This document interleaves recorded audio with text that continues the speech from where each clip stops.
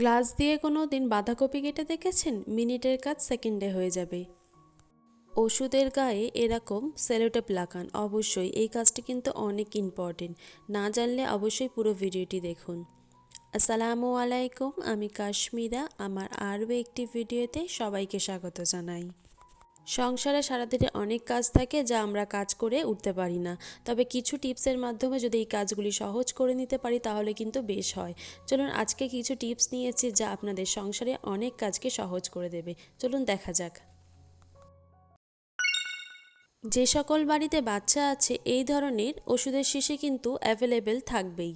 আর এই ধরনের ওষুধের শিশি কিন্তু যখন বাচ্চাদের খাইয়ে থাকি তারপরে কিন্তু অনেক ঝরে পড়ে, এরকম কাগজের গায়ে পড়লে কিন্তু উঠে যায়, যেটা কিন্তু আমরা পরে ডেট দেখতে পাই না অথবা নামটাও বুঝতে পারি না। এটা কিন্তু সাধারণত সকলেরই হয়ে থাকে, আমার নিজেরও হয়ে থাকে। তো তার জন্য একটি ছোট টিপস নিয়ে এসেছি বন্ধুরা। এখানে আমি ডেটের জায়গায় বা এক্সপায়ারি ডেটের জায়গায় এখানে দেখেন সেলোটেপ দিয়ে আটকে দিচ্ছি। এতে করে যদি কোনো রকম ভিজের সংস্পর্শে আসে তাও কিন্তু কোনো রকমভাবে ডেটটা ওভার বা কোনো রকম উঠে যাওয়া চান্স থাকবে না, সেটা কিন্তু আমরা খুব সুন্দরভাবে দেখে নিতে পারবো। এটা কিন্তু সত্যি খুব ইম্পর্টেন্ট।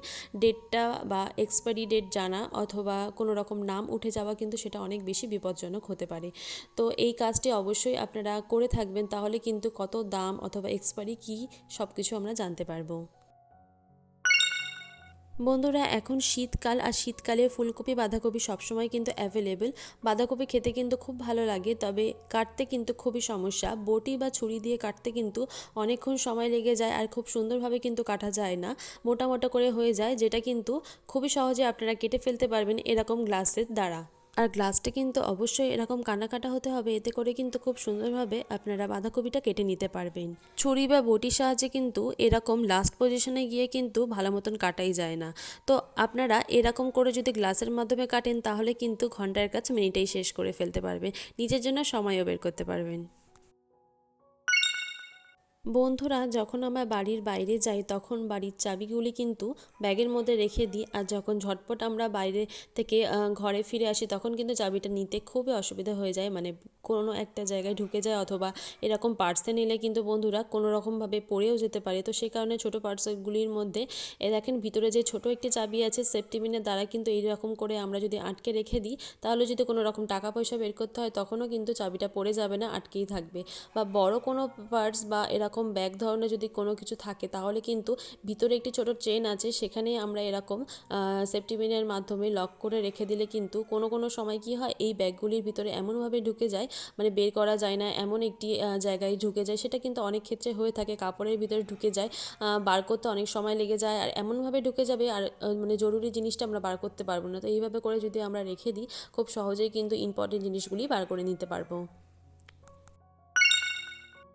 এখনকার গৃহিণীরা শিলনোড়া তো ব্যবহার করেই না, এরকম মিক্সিতে সকলের বাড়িতেই কম বেশি থাকে। তো মিক্সিটা এত বেশি ইউজ করাতে কিন্তু এই ধরনের যে গার্ডারগুলি হয় সেগুলো কিন্তু অনেক বেশি লুজ হয়ে যায়, আর যার ফলে আমাদের এই তাৎক্ষণিক একদম বাজারে ছুটতে হয় এটা ঠিক করার জন্য, আর তখন কিন্তু কাজটা অনেক লেট হয়ে যায়।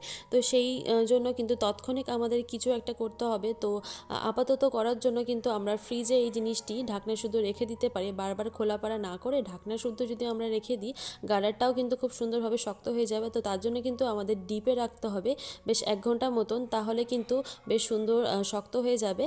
তো বন্ধুরা, এটা কিন্তু অনেক তাড়াতাড়ি আপনারা ঠিক করে নেওয়ারই ব্যবস্থা করবেন। তো আপাতত করার জন্য কিন্তু ফ্রিজে আপনারা রেখে দিলে খুব সুন্দরভাবে টাইট হয়ে যাবে গার্ডারটা। এটা প্রেসার কুকারের ঢাকনার যে গার্ডারটা সেটাও কিন্তু আপনারা এইভাবে করে টাইট করে ফেলতে পারবেন। বন্ধুরা, এই ধরনের ফ্ল্যাক্স কিন্তু অনেক বেশি প্রয়োজনীয়। আর এখন যেহেতু শীতকাল সেক্ষেত্রে কিন্তু গরম পানি অথবা গরম চা আমরা এখানে রেখে অনেক বেশি সুবিধা বোধ করি, বারবার গরম করতে হয় না, অথবা অনেক বেশি সুবিধা কিন্তু এই ফ্ল্যাক্সের আমাদের হয়ে থাকে। তো অনেক দিন রাখার পরে কিন্তু এমন একটি গন্ধ হয়ে যায়, সেটা কিন্তু জল অথবা চা রাখলে কেমন একটি উদ্ভব গন্ধ বার হয়। তো তার জন্য আমি যা যা করছি, এখানে প্রথমে গরম পানি দিয়ে দিয়েছি আর 1 টিস্পুনের মতন বেকিং পাউডার দিচ্ছি, আর এখানে দিয়ে দিচ্ছি কিছুটা পেপার, যা পেপার কিন্তু আমরা জানি সকলে বোতলের মধ্যে দিলে অনেকটা আয়রন কমে যায়। তো সেক্ষেত্রে আমি পেপার দিয়েছি, তারপরে দিয়ে দিয়েছি লেবু। লেবুটা নিংড়ে আমি লেবু খোসা শুধু রেখে দেবো, বেশ আধ ঘন্টা মতো আমি রেখে দেবো। ভিতরে যা আয়রন আছে বা গন্ধ আছে লেবুটা দেওয়ার ফলে কিন্তু গন্ধটাও অনেকটা চলে যাবে, পেপারটাও অনেকটা গন্ধ অ্যাবজর্ভ করে নেবে, এতে করে কিন্তু খুব সুন্দর একটি পরিষ্কার ও খুব সুন্দর একটি গন্ধ বার হবে।